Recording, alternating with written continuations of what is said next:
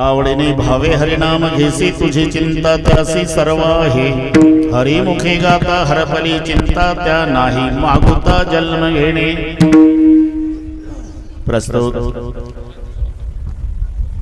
कीर्तन रूपी सेवेकरता घेतलेला अभंग महाराज यांचा हरिपाठातील सर्वांच्या परिचयाचा. अभंगावर बोलण्यापूर्वी थोडासा परिहार.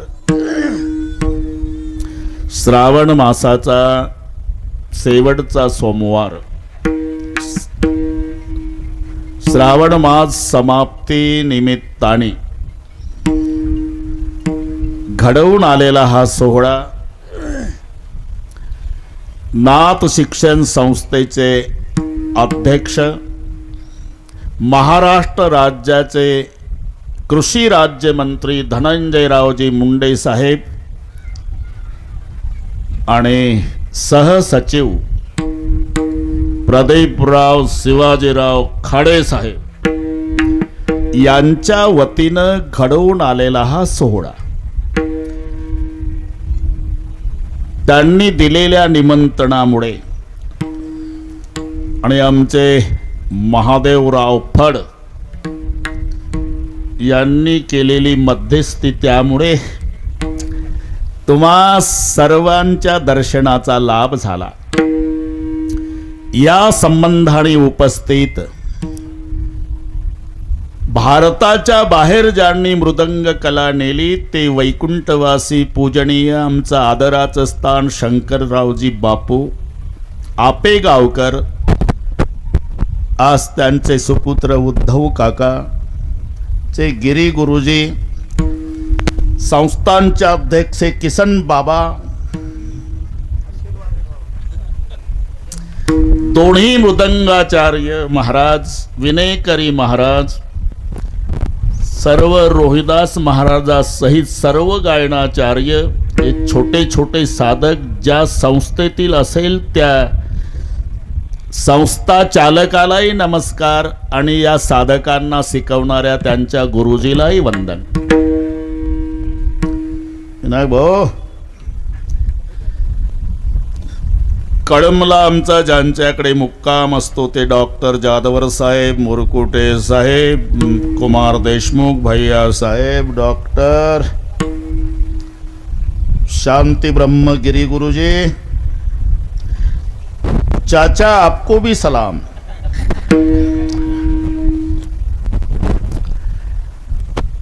ज्यांनी कीर्तनाच्या आधी विठ्ठल विठ्ठल भजनामध्ये सर्वांना रंगवून टाकलं श्रोते मायबापाला, त्यांनाही धन्यवाद देतो.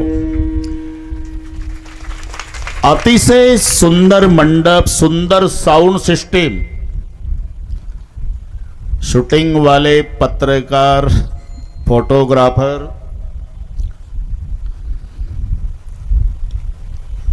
श्रीमंत बापानं लाडक्या लेकीचं लग्न, बरं का प्रदीपराव, लाडक्या लेकीचं लग्न श्रीमंत बापानं ऐश्वर्यात करावं, तसा यांच्या ऐश्वर्याला शोभेल असा हा सोहळा यांनी संपन्न केला. म्हणून प्रदीपरावना धन्यवाद देतोच, पण त्यांच्या विनंतीला मान देऊन आपणही मायबाप श्रोते लांबून लांबून येऊन त्यांच्या कार्यक्रमाचं सौंदर्य वाढवलं. म्हणून आमचे धनंजयरावजी मुंडे साहेब आणि प्रदीपरावजी खाडे साहेब यांच्या वतीनं तुम्हा श्रोते मायबापालाही धन्यवाद देतो. विठ्ठल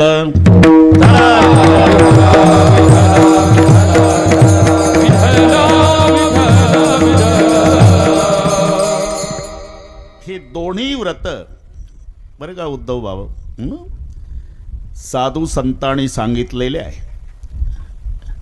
याचं कारण आहे, हरिहरा भेद नाही नका करू वाद, एक एकाचे हृदय गोडी साखरेच्या ठाई. दोन्ही एक आहे. जर आपल्याला कोणी विचारलं वारकरी संप्रदायाचे अध्वर्यू कोण, याचं उत्तर आहे भगवान शंकर. एका जनार्दनी वैष्णव, एका जनार्दनी वैष्णव, शिरोमणी महादेव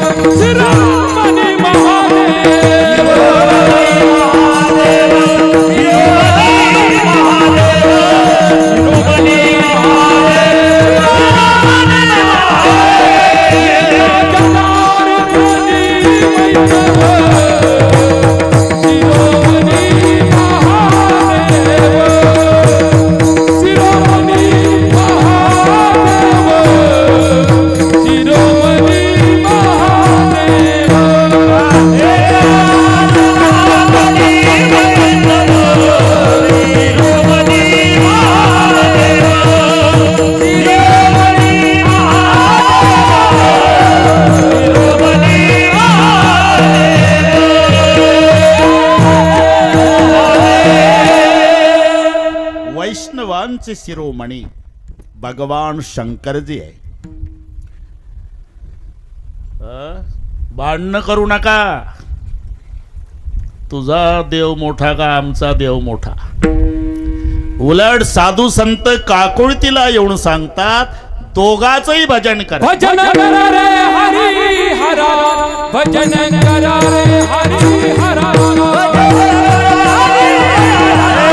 भजन करा रे हरी हरा.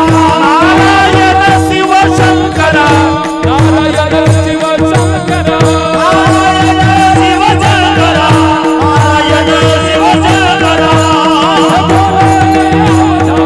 आज बोले अवधारा,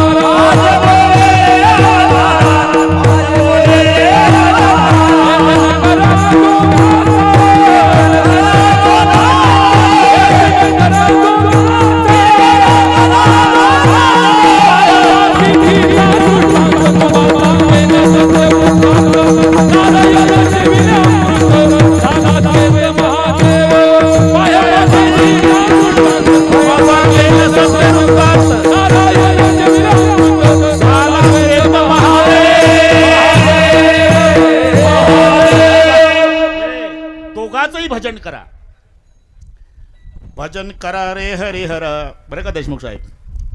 नारायण शिवशंकर, माझे बोलणे अवधारा, भेदन करा दोघाचा. पाय पातेथीचा दृष्टांत तुम्हा सांगेल सत्य वृत्तांत. नारायणे सेविले अमृत झाला श्वेत महादेव. याचा अर्थ लावा तुम्ही. भगवान शंकर गिरी गुरुजी गौरवर्णी आहे, विष्णू निळा आहे. भगवान महादेव निळे नाही, फक्त त्यांचा कंठ निळा. बारकावा. निळकंठ नाम प्रसिद्ध झाले. निळा भगवान विष्णू आहे आणि गोरापान भगवान शंकर आहे. असं का आपण आरती झाल्यावर म्हणतोय ना, कर्पूर गौरम करुणावतारम संसारसारम भुजगेंद्रहारम सदा वसंतम हृदयारविंदे.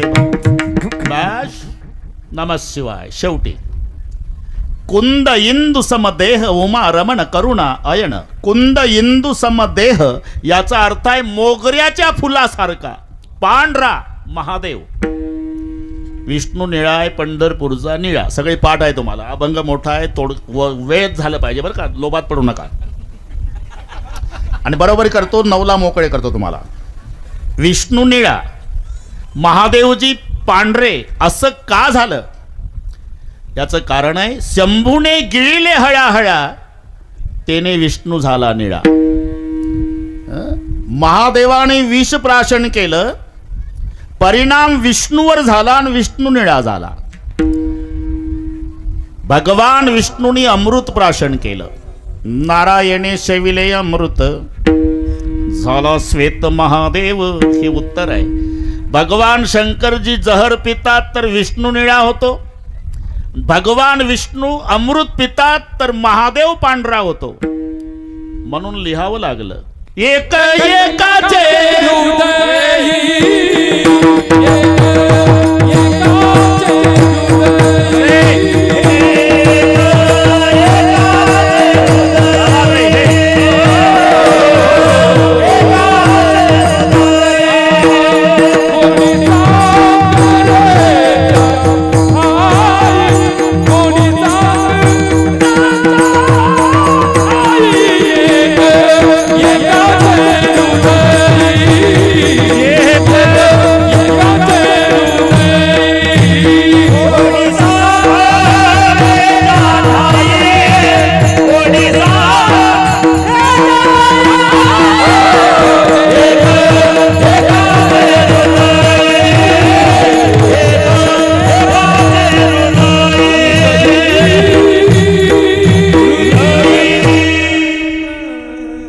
महादेवानी प्राशन केलं, विष्णू निळा झाला.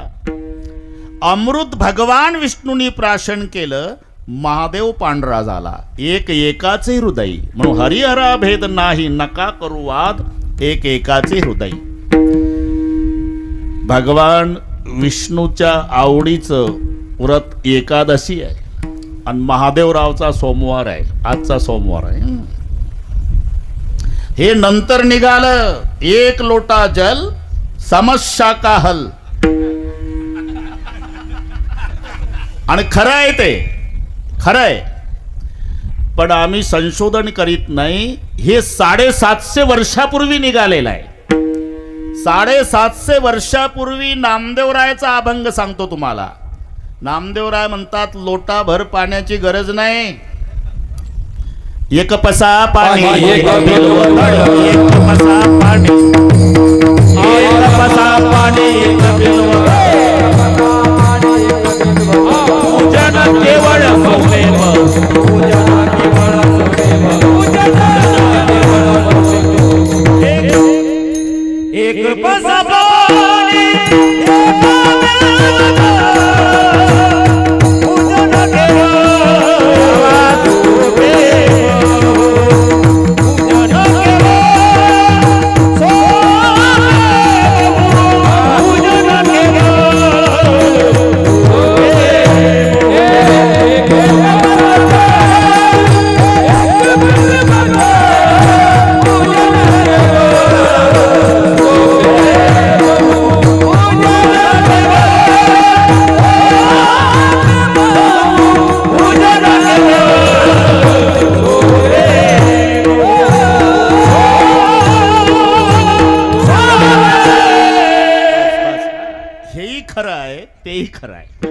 देशमुख साहेब, आता हे त्याच्यामुळे महादेवाच्या भक्तीला भरपूर समाज आनंदाची गोष्ट आहे. एक लोटा जल, उत्तर समस्या का हल. नामदेवरायांनी 750 वर्षापूर्वी लिहिलं. लोटाभरची गरज नाही, एक पसा पाणी. हा अभंग 750 वर्षापूर्वीचा आहे. लोटाभर नाही, त्याला फक्त पसाभर पाणी आणि एक बेलाचं पान. एक पसा पाणी, एक बिल्वदळ. पूजन केवळ सोपे बहु. लवकरात लवकर प्रसन्न होणारा म्हणून त्याला भोळा म्हणतात. भोळा, भोळा म्हणजे बावळट नाही, लवकर प्रसन्न होतो. तुका म्हणे भोळा, स्वामी माझा हा कोवडा. म्हणून दोडी हरिहरा भेद नाही नका करू वाद. हराचा सोमवार आणि हरीची एकादशी दोन्ही करा. नाही केली तर कोणत्याची गती होईल नेनो.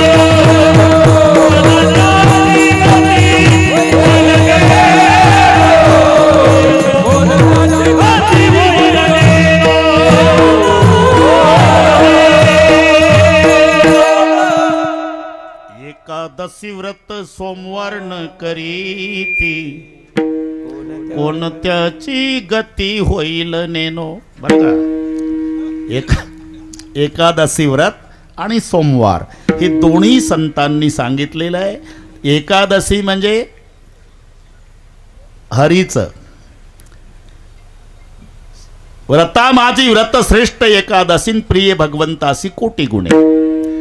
जसं हरीला एकादशीचं व्रत आवडतं तसं हराला सोमवारचं आवडतं. आज हा समन्वय आहे. एकादशी व्रत केवळ वैकुंठीचा पंत. रुक्माण गद एकादशी, नगरी नेली वैकुंठासी, त्याने नेला सारा गाव, आपण एकटं तरी जावं. म्हणून एकादशी व्रत सोमवार न करीती.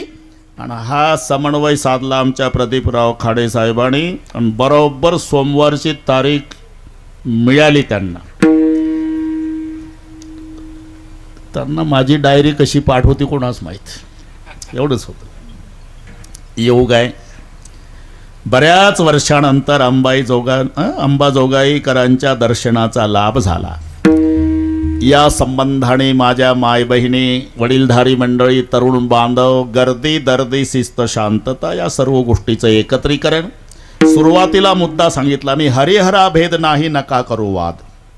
हरीत आणि हरात भेद नसल्यामुळे हराच्या दरबारात हरीचं नाम घ्या असा अभंगनाथांचा आहे. आवडीने भावे दरबार हराचा आहे, नाव हरीचं घ्यायचं आहे. आवडीने भावे हरिनाम घेसे, तुझी चिंता त्यासी सर्व आहे. स्मरण, चिंतन आणि चिंता. शाळेमध्ये आपणाला गुरुजी शिकवायचे उद्धव बापू. इकडे 3 शब्द, स्मरण, चिंतन, चिंता. इकडे भूतकाळ, वर्तमान, भविष्य. जोड्या लावा. आपण आता शाळेत आहे असं समजा ना, काय बिघडते प्रदीपराव? जोड्या लावा. भूतकाळ, भविष्यकाळ, वर्तमान काळ. स्मरण, चिंतन आणि चिंता. जोडी कशी लावणार? नेहमी स्मरण हे भूतकाळाचं असते, स्मरण भूतकाळाला जोडायचं. चिंतन हे वर्तमानाचं असते, चिंतन शब्द वर्तमानाला जोडा. आणि चिंता भविष्याची असते. चिंता भविष्याची, चिंतन वर्तमानाचं, स्मरण भूतकाळाचं. बरं का देशमुख, नीट ऐका हा. भूतकाळाचं स्मरण असते. परिस्थिती खालावली अथवा सुधारली तर तो आपल्या दाराच्या पुढे बसतो. कसं होतं, कसं झालं? अरे 10 बाय 10चं घर होतं प्रदीपराव, आता तेवढं माझं बाथरूम आहे. म्हणजे हे स्मरण चालू आहे कशाचं? भूतकाळाचं. नेहमी स्मरण भूतकाळाचं असते. चिंतन हे वर्तमानाचं आहे. काही माणसं घाई कीर्तनाला येतात. इथं आल्यावर त्यांच्या लक्षात येतं कुलूप लावलं होतं पण ओढून नाही पाहिलं. कधी लागतं, कधी लागत नाही. लागलं असेल की नाही, लागलं असेल की नाही, लागलं असेल की नाही, बसतं कीर्तनाला आणि झटके घरच्या कुलपाला. हे चिंतन.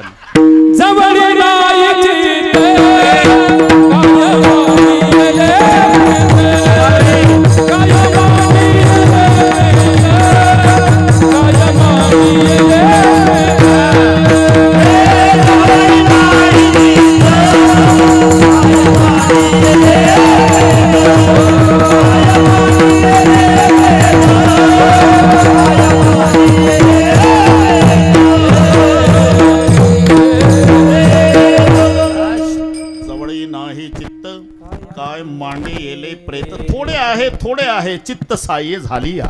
परमार्थ देहा करताही नाही, परमार्थ आत्म्या करताही नाही. आत्म्याकरता परमार्थ का करायचा नाही? अरे तो अविनाशी आहे. न जायते म्रियते वा कदाचित नायम भूत्वा भविता वा अनुभूया अजोनिते शाश्वतोयम पुराणो न हन्यते हन्यमाने शरीरे. अविनाशी तत्व आत्मा असल्यामुळे परमार्थ करण्याची गरज नाही. आणि देह नाशिवंत असल्यामुळे त्याच्यासाठी परमार्थ करून उपयोग नाही. हे नाशिवंत आहे, तो अविनाशी आहे. मग परमार्थ कशासाठी? परमार्थ हा चित्तासाठी आहे.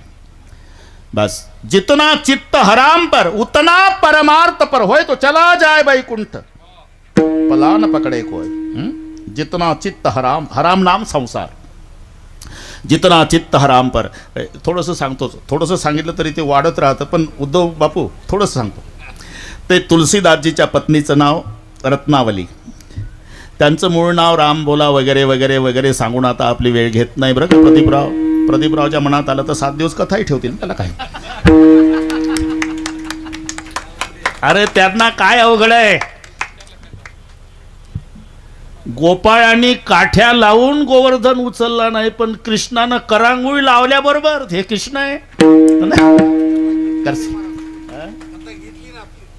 इथे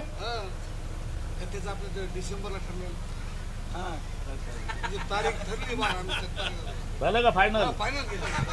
बरं तुम्ही ऐकायला या, मोठा हार आणत जा रोज. जमलं, कोणीतरी घेतली बस. विठ्ठल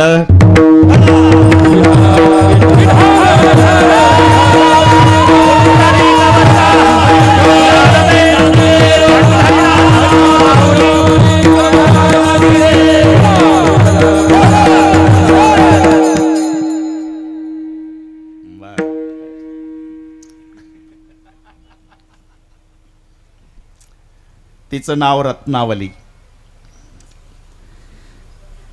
राखी पौर्णिमेच्या सणाला महत्व त्या भागात असल्यामुळे रत्नावली तिचे भाऊ आले घेऊन गेले माहेरीन. तुलसीदासजी त्यांचं मूळचं नाव रामबोला. चाचा विचारलं, अरे कुलूप आहे घराला, पत्नी माझी आरती गेली. अरे माहेरी गेली. राखी पौर्णिमा, पाऊस पडत होता, सोसाट्याचा वारा, मुसळधार पाऊस, काळा कुट्टा अंधकार, विजाचा कडकडाट, नदीला पूर. बाबा थांबला नाही. लोक म्हणले, अरे काय कायमचे गेली, येणार आहे ना. नाही थांबले. नदीच्या काठाला आले, पोहता येत नाही. विचार केला काय करावं. इतक्यात एक प्रेत वाहत आलं. तुलसीदासजी म्हणले, याला म्हणतात पत्नीचं प्रेम. तिला माहिती असावं, तिनंच ही लाकडी फळी सोडली असावी. प्रेताला फळी समजले, त्याच्यावरती बसले. पलीकडे काठाला प्रेत लागलं, उतरले.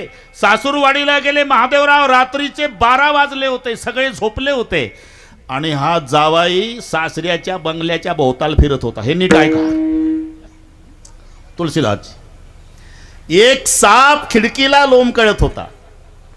देशमुख साहेब, एवढा आनंद झाला तुलसीदासजीला. याला म्हणतात बायकोचं प्रेम. तिला माहिती असेल आपला बुवा रात्री आल्याशिवाय राहणार नाही, तिनंच खिडकीला दोर बांधला असावा. वेदांत शास्त्र सांगतं, मंद अंधकारामध्ये माणसाला रज्जूवर साप भासतो. हे एवढे आधीन गेले, सापावर रज्जू. वर गेले, खिडकीतून आत उडी टाकल्या. बरोबर रात्रीच्या 12 वाजता बायको घाबरून उठली. आरडावरडा करणार. आपलेच पती. आता कोणत्या कोर्टात फिर्याद न्यायची तुम्ही? हा वरती कसा आला? तू नाही का खिडकीला दोर बांधला? नदीला महापूर आहे, तुम्ही अलीकडे कसा आला? तू नाही का लाकडी फळी सोडली? सासूरवाडीच्या लोकांनी चौकशी केली, ती फळी नव्हती, प्रेत होतं. आणि हा दोर नव्हता, साप होता. आणि मग पत्नी रागावली. लाज न लगता आपको दौड़े आये साथ, दिख दिख ऐसे प्रेम को कहा कहू मै नाथ. तुम्ही पती म्हणून घेण्याच्या लायकीचा नाही का? माझ्यावर एवढं प्रेम करण्यासारखं काय दिसलं तुम्हाला?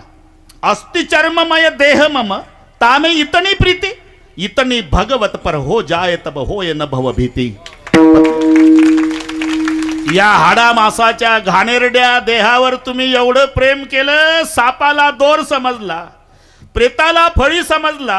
अहो एवढं प्रेम जर श्रीरामावर केलं असतं, राम तुमच्या पुढे नाचला असता. शहाणिया पुरे एकची वचन. पुढे संत तुलसीदास झाले. मग बरेच दिवसांनी पत्नीनं जोड कार्ड पाठवलं. 1 मिनिट घेतो. जोड कार्ड. तुमच्या वर्मी लागेल या शब्दात मी बोलल्यामुळे तुम्ही माझ्यावर रुसून निघून गेला, त्याचं मला दुःख नाही. पण तिकडे गेल्यानंतर दुसरी सोबत लग्न केलं असेल तर मग मात्र मोठा घोटाळा झाला. तुमची रत्नावली. पत्र वाचलं ना त्याच्या? बरं त्यांच्या भाषेत सांगतो. कटी की छबी कनकसी, कटी की छबी कनकसी रहत सकिन संग, सोय मोही कटे सो डर नहीं और कटे डर होय आपकी रत्नावली. माझा त्याग केला याच्याबद्दल भीती नाही. तिकडे जाऊन दुसरी सोबत विवाह केला असेल तर मग मात्र मोठा घोटाळा झाला. हे पत्र वाचता वाचता संत तुलसीदास रडले.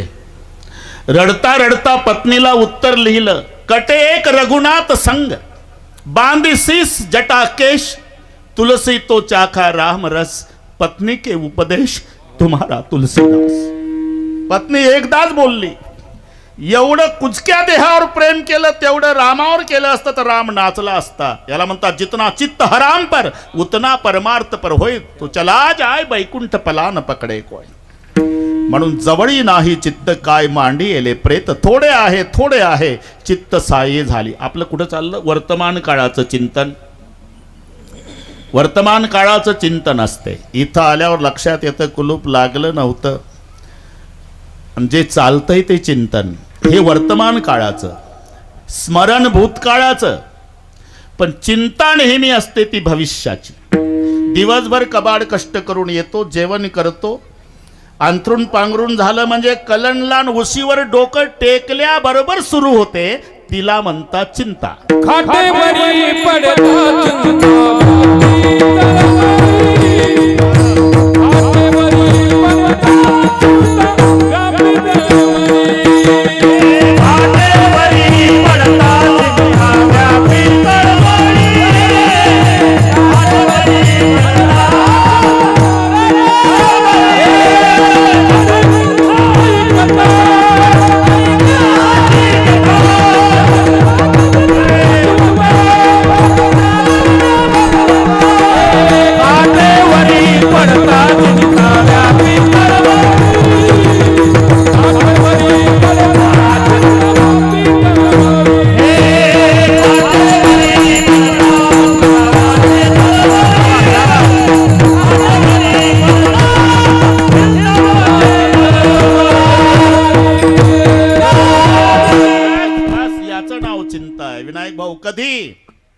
जेवण झालं कॉटवर पडलं, खाटेवरी पडता चिंता व्यापी तळमळी. मग चिंता ही भविष्याची असते आणि त्याचे प्रकार आहे.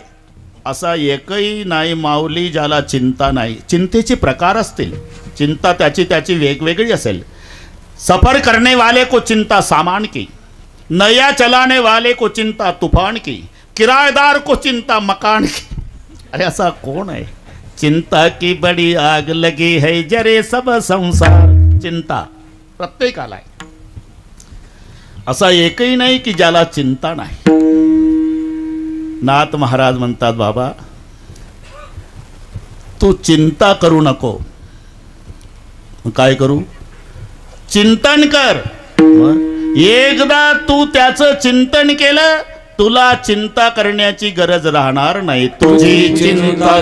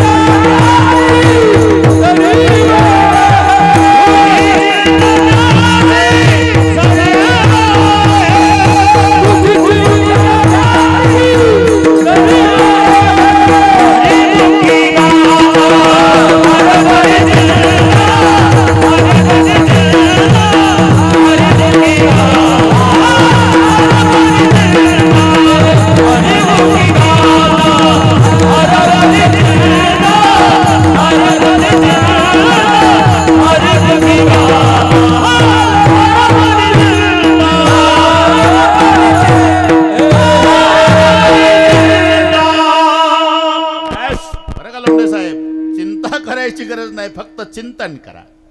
एकदा तुम्ही त्याचं चिंतन केलं, मग चिंता करू नका. तुझी चिंता त्यासी सर्व आहे. हे नसेल पटत तर सोपं सांगतो. ते पंढरपूरच्या यात्रेमध्ये विक्रीचं दुकान असते, पुस्तक फिरतं दुकान, गळ्यात हार्मोनियम त्याच्या आणि तिच्या हातात बंडल पुस्तकाचं, चंद्रभागेच्या वाळवंटात. ते पुढं म्हणतंय ही माग. 7व्या दिवशी 6वीचा फेरा, गोपे बाळा तिनं जपून धरा, निज त्या वेळेला आंघोळा करा, जो बाळा जोरे. मागणं म्हणते शिवाजीचा पाळणा. विक्री चालू आहे ना. अर्का देशमुख साहेब, किंमत 50 रुपये. मग ते भसाड्या आवाजात म्हणतं, पत्नीने पतीचे नाव घ्यायचे पुस्तक,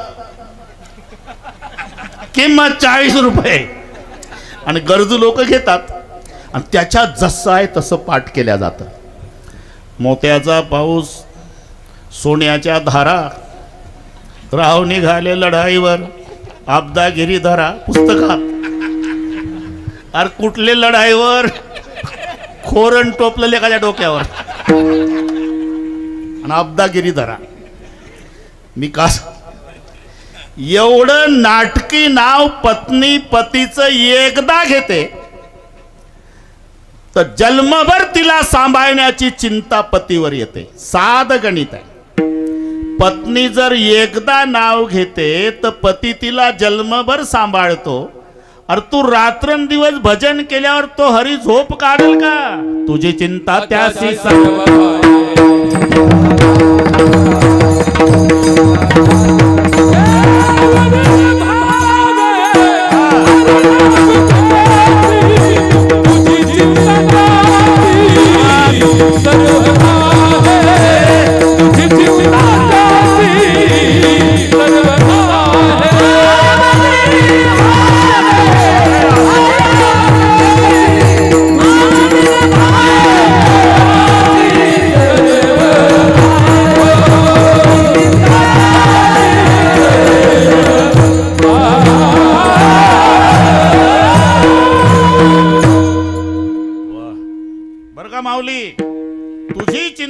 त्याशी सर्व आहे. मिळाली का नाही खुर्ची? तुम्ही फक्त हा ना, याला म्हणतात तुझी चिंता त्याशी सर्व आहे. आवडीने भावे हरिनाम घेसी, तुझी चिंता त्याशी सर्व आहे. पण इथे दोन शब्द आहे, आवडीने आणि भावे. याचे दोनचे दोन वेगळे अर्थ आहे. भावे म्हणजे श्रद्धेनं, आवडीनं म्हणजे प्रेमानं. दोन्हीची गरज आहे. नाही तर नाम घेणारे बरेच आहे. काही लोभापोटी घेतं, कोटी भीतीपोटी घेतं. सेवानिवृत्त अधिकारी जंगलात फिरायला गेले, सूर्य मावळला, वाघाची डरकाळी ऐकली जंगलात. बर त्या साहेबानं जन्मात नाव घेतलं नव्हतं देवाचं, एकही तमाशा चुकवला नव्हता.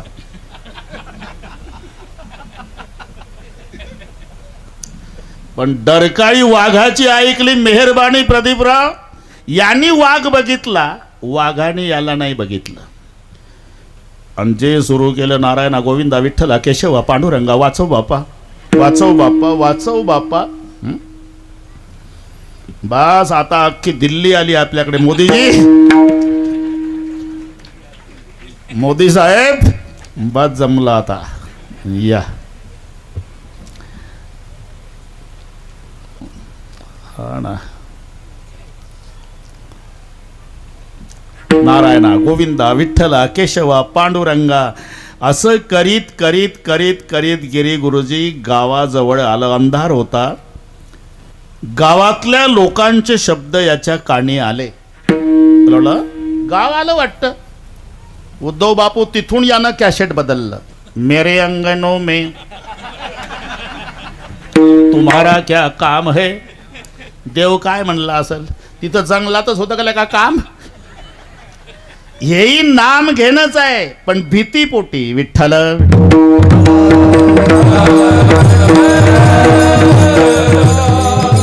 म्हणून भीतीपोटी, लोभापोटी म्हणून शब्द घालावा लागला. आवडीने भावे, आवडीने भावे हरिनाम घेसी, मग तू काळजी करू नको, तुझी चिंता त्यासी सर्व आहे. बस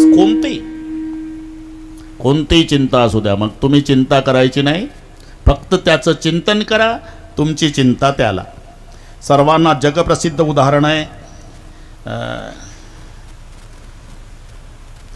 बरं सांगतो. आज ज्यांची पुण्यतिथी आहे, एक कर्तव्य आहे आमचं वारकऱ्याचं उल्लेख करणं. संत सेना महाराज आजचा दिवस आहे तो. नाही तर काही म्हणतील बाबा या बाबाच्या लक्षात नाही. लक्षात आहे, फक्त वेळ पुरत नाही म्हणून. तरी पण 5 मिनिट घेतोच. सेना महाराज ते महाराष्ट्रातलेच, पण पोट भरायला 7 पिढ्यापासून गेले बुंदेलखंडामध्ये. राजाच्या पदरी सेवा. त्यांचे वडील देवीदास वैद्य, सेना महाराजांचं आडनाव वैद्य आहे. ज्ञानेश्वर महाराजचे वडील विठ्ठलपंत कुलकर्णी. हे नीट ऐका, विठ्ठलपंत कुलकर्णी आणि देवीदास वैद्य हे गुरुबंधू आहे. एका गुरुकडे शिकले, रामानंदाकडे. हे पुन्हा आले, 4 मुलं झाली. ते पुन्हा सेवेत रुजू झाले आणि शेवटचा काळ आला. सेनाच्या मांडीवर डोकं ठेवलं देवीदासनी, म्हणजे वडिलांनी. मरतो सेना, आपण महाराष्ट्रातले बरं का रे, 7 पिढ्यापासून आलो इकडे पोट भरायला. आपला महाराष्ट्र आहे आणि महाराष्ट्राचा देव पांडुरंग परमात्मा आहे. आणि तो त्याच्या भक्ताची सेवा करणाऱ्याची सेवा करतो. सेना माझे गुरु रामानंद ते म्हणायचे, एकदा महाराष्ट्रात जाऊन विठ्ठलाचं दर्शन घ्या, पण कार्यव्यापामुळे जाता नाही आलं. सेना माझी इच्छा पूर्ण करशील. हो बाबा. आणि प्राण सोडला. परंपरेनं सेना महाराजाकडे आली. जाता आलं नाही उद्धव बापू, पण सेना महाराजांनी बापाचा शब्द लक्षात ठेवला की माझा बाप म्हणत होता की पंढरीचा पांडुरंग त्याच्या भक्ताची सेवा करणाऱ्याची सेवा करतो. म्हणून वारकरी तिकडे दिसले की पाया पडावं, घरी आणावं, त्यांच्या हजामती कराव्या, त्यांना आंघोळ घालावी, यथाशक्ती दक्षिणा द्यावी, जेवण घालावं, दर्शन घ्यावं, ही सेवा सुरू केली सेना महाराजांनी. एक दिवस 5-10 वारकरी आलेले, हजामती चालू आहे, राजाला लहर आली, जा रे सेनाला बोलवा, हजामत करायची म्हणाव. सेवक आले, सेना महाराजांची बायको घराच्या बाहेर होती. कुठं आहे सेना? राजे हजामत करायची आहे म्हणतात. ती सहज बोलली बिचारी, अहो ते पांडुरंगाचे भक्त आलेले आहे, भगव्या झेंड्यावाले, तुळशीच्या माळा, गोपीचंदनवाले, त्यांच्या हजामती करतोय माझा मालक, त्या झाल्या की पाठवते त्यांना. वापस आले सेवक. राजा म्हणला, का रे सेना कुठं आहे? ते वारकरी आले म्हणतात महाराष्ट्रातले, विठ्ठलाचे भक्त झेंड्यावाले, त्याच्या हजामती चालू आहे म्हणते त्याची बायको, ते झाल्यावर पाठवतो म्हणे. आता सेनाचं दरबारात वर्चस्व सहन न होणारे काही बहादर होते, हे आयतच मिळालं खोलीत त्यांना. राजे शपारलाय तो, तुमच्यापेक्षा मोठे झाले का झेंड्यावाले वारकरी? राग आला राजाला, बोलवा त्याला, फासावर द्या. सेनाला फासावर द्या म्हटल्यावर मोदीजी विटेवरचा देव पंढरपुरात रडायला लागला. काय गुन्हा झाला माझ्या सेनाचा? वारकऱ्याच्या हजामती केले, हा गुन्हा, त्याला फाशी. क्षणार्धात जगाचा बाप सेना नावी झाला. आज पुण्यतिथी सेना महाराजची म्हणून वेळ घेतो. आणि ती VIP धोकटी होती, VIP. बाकीच्यांच्या जनरलमध्ये व्हायचं, VIP राजाची. ती काढली सेनाच्या घरून, माहिती नाही, आणि सेनाच्या रूपात जगाचा बाप गेला आणि पहिलं दंडवत घातला राजाला. चुकलं मायबाप, आता पुन्हा असा अपराध होणार नाही, आज झाला, पुन्हा एवढा गुन्हा माफ करा, तुम्ही नोकरीहून कमी करू नका, माझे लेकरं भिकेला लागतील. आणि हजामत सुरू केली.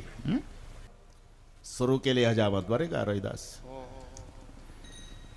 ते वाटीमध्ये पाणी, ते आता सारखं नव्हतं सलूनचं, ते कीटकनाशक फवारणी, वाटी पाण्याची. मोदीजी वाटी पाण्याची. सेनाच्या रूपातला देव हजामत करायचा आणि राजा वाटीतल्या पाण्यात बघायचा. त्या पाण्यात त्याला देव दिसायचा राजाला. कैसे नवल झाले परी,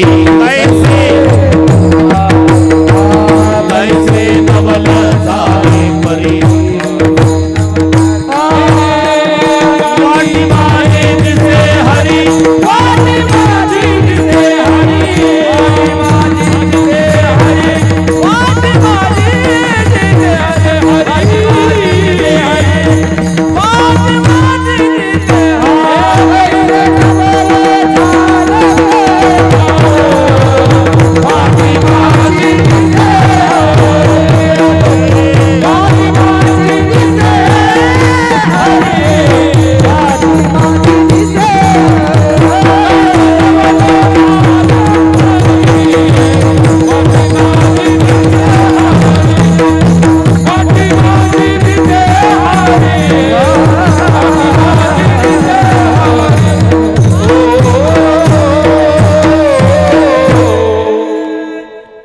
नवल झाले परी, वाटी माझी दिसे हरी.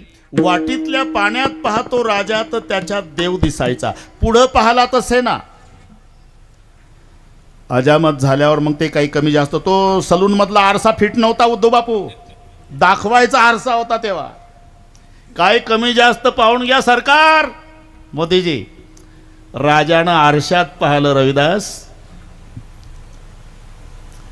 रूप पाहता दर्पणी, रूप पाहता दर्पणी, रूप पाहता दर्पणी,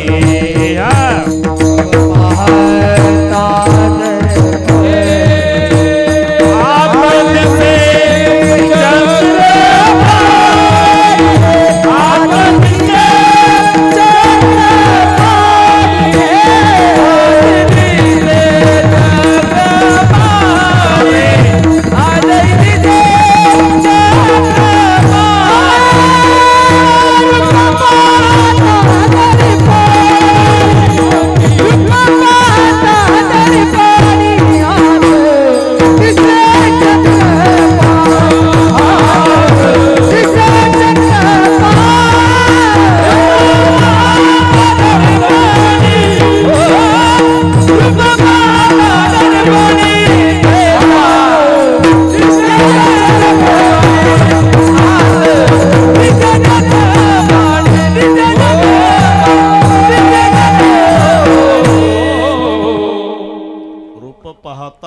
फणी आत दिसे चक्रपाणी कैसे नवल झाले परी वाटी माझी दिसे हरी. पागल झाला राजा, पागल झाला.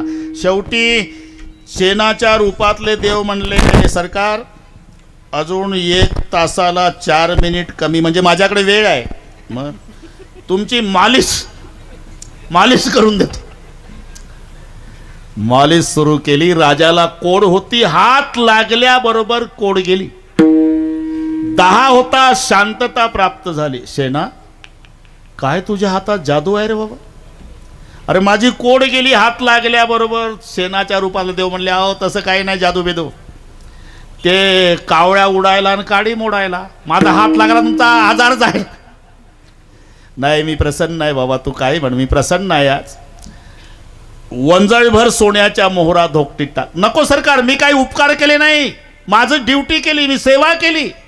नाही, वंजळभर मोहरा शेणाच्या धोकटीमध्ये सोन्याच्या मोहरा. झालं काम झालं. जिथून आणली होती ती VIP धोकटी शेणाच्या घरी नेऊन लटकून दिली.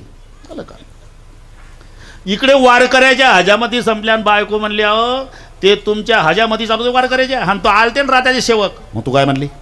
मी म्हणलं वारकऱ्याच्या हजामती चालू आहे, ते झाल्यावर पाठवते. अरे काय करू म्हटली, आधी गरम डोक्याचा राजा तो काय होईल आता माझा. धोकटी घेतली खांद्यात लटकवून पळत गेला खरा सेना, दंडवत घातला. चुकलं मायबाप, आता पुन्हा असा अपराध घडणार नाही, वेळ झाली. अरे तू आताच हजामत करून गेला, चेष्टा करू नका गरीबाची, मी आलो नाही. अरे तू आताच गेला सेना, मी आलो नाही सरकार. आला नाही?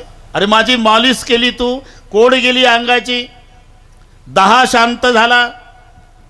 अहो मी आलोच नाही सरकार. अरे काय खोटं बोलतो सेना, नको म्हटलं तू तरी मी वंजळभर मोहरा तुझ्या धोकटीत टाकल्या. असं म्हटल्यावर सेनानं मांडी घातली, खाली बसला आणि धोकटी उघडली. मोदीजी सोन्याच्या मोहरा वंजळभर. आणि सेना ढसा ढसा रडू लागला. का? त्याला बाप आठवला. मरताना माझा बाप म्हणाला होता राजे की सेना पंढरीचा पांडुरंग त्याच्या भक्ताची सेवा करणाऱ्याची सेवा करतो. आज उत्तर मिळालं, मी वारकऱ्याची हजामत केली आणि माझ्या देवबाप्पानं तुमची केली. आता सेवेचा राजीनामा. आजपासून मी माणसाची सेवा करणार नाही, देवाची. मग महाराष्ट्रात आले सेना महाराज. त्या सेना महाराजाने आज देह ठेवला. आज म्हणून मी उल्लेख केला. श्रावण वद्ये द्वादशी, सेना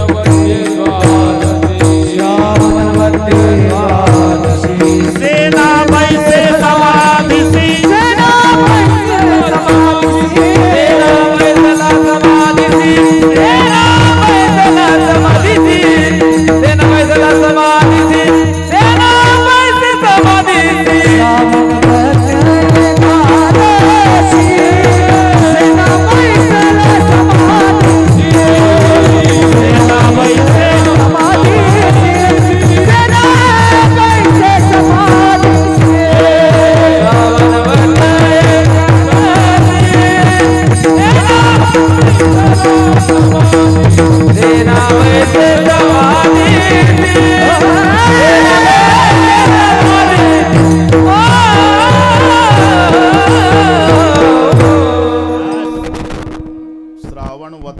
समाधिसी, आज सेना बैसे समाधीसी. सर्वांना जाहीर करून सेना सांगून या जातो सकळ्यासी. सेना सांगून या जातो सकळ्यासी. वद्ये ते द्वादशी श्रावण मास.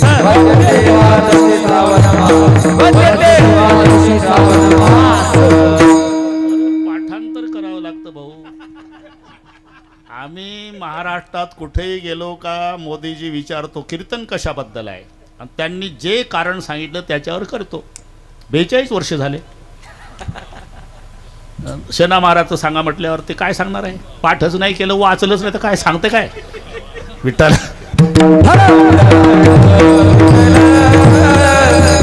म्हणून मी दोन्ही प्रमाण दिली तुम्हाला आज. सेना सांगून या जातो सकळासी.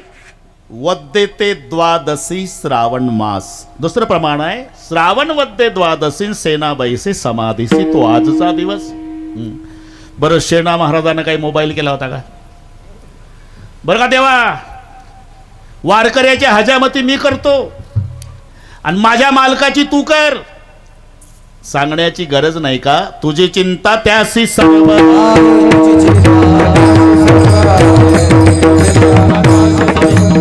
आवडीने भावे हरी नाम घे आहे तुझी जीवनाची सर्व आहे. आवडीने भावे हरी नाम घे तुझी जीवनाची सर्व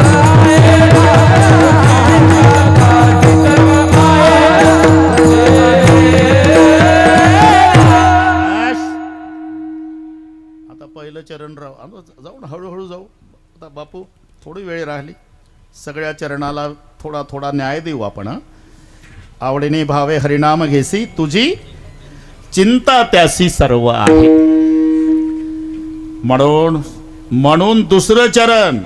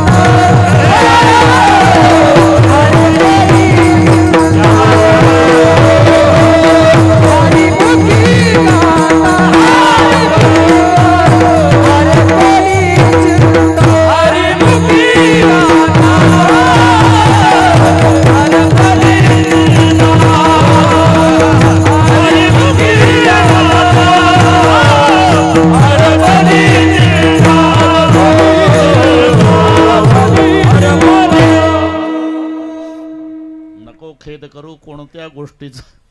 रविदास काळजी करू नको. पती लक्ष्मीचा जाण तसे. एकाच्या डोक्याला टक्कल पडलेलं होतं, त्याला संस्कृतमध्ये खलवाटो म्हणतात. बरं का चाचा, खलवाटो मराठीत टक्कल पडलेला. दृष्टांत संस्कृत मधला आहे, मराठीत सांगतो, काळजी करू नका. खलवाटो दिवसे स्वरस्य किरणै संतापितो मस्तके वा छंदे शमना तपम विधिवशात बिल्वसे मूलम गतः तत्र प्यासु महाफलेन भगवं ससद्दशिरः प्रायो गच्छति यत्र भागीरथी तत्र पदा भाजनम. कळलं सगळे? हो म्हणा ना, होला काय लागतं. खलवाटो बस. एक तर डोक्याला टक्कल, माऊली टोपी घातली तर टोपीला वरचा चांदवा नाही, टक्कल पडलेलं. वैशाख महिना, दुपारचे 2 वाजले, रस्त्यानं चाललं आणि डोकं तापलं. खलवाटो दिवसे स्वरस्य किरणै संतापितो मस्तके. जमलं ना आता? बस हो म्हणायचं. हा, तापलं डोकं. क्या बात आहे. म्हणजे अरे गोष्ट सांगायला आधार तर पाहिजे ना. खलवाटो दिवस्य स्वरस्य किरणै संतापितो मस्तके वाछंदे शमना तपम विधिवशात. म्हणला कुठंतरी सावलीत बसावं. सावलीत बसावं माऊली, म्हणून रस्त्याच्या काठाला इकडे तिकडे तापल्या डोक्याचं जाऊन बसलं झाडाखाली. ते झाड बेलाचं. पुढचं कळलं वाटते तुम्हाला? वा छंदे शमना तपम विधिवशात बिल्वस्य मूलम गतः. बेलाच्या झाडाला टेकून बसलं विनायक भाऊ. डोकं बिकं पुसलं, घामानं भिजलं होतं, डोकं टक्कल होतं, ते लाल झालं होतं उन्हानं. आणि तिथं शेतामध्ये भोपळे होते. भोपळे वेलाला. ते नाही का आपण सेगावला जा त्याची भाजी मिळते, त्याला काय म्हणतात तिकडे, ते मोठं असते काशीफळ 30 किलो वजन असते, 30-35 किलो 40 किलो बरं का माऊली. ते वेलाला होते शेतात आणि हे टेकून बसलं बेलाच्या झाडाच्या बुंध्याला, डोकं बिकं पुसलं, शांत झाल्यावर म्हणतो देवाला अक्कल नाही, टक्कलवालं म्हणतं.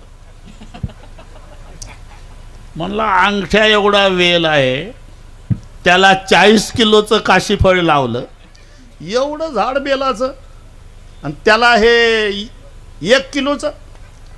म्हणला ते इथं लावलं असतं आणि हे तिथं, तर काय बिघडलं असतं देवाचं. देवाला वाटलं याला अक्कल आणून देतो. त्याच्या स्वागतासाठी वरून 1 किलोचं बेल पडलं. कुठं? जिथं तापलं होतं डोकं तिथं. आवळ्या एवढं टेंगुळ आलं याला.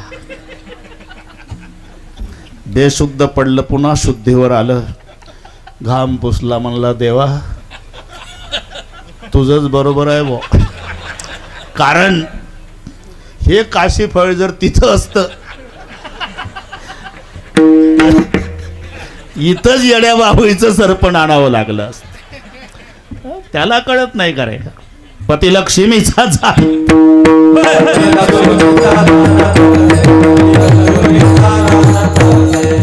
खेद करू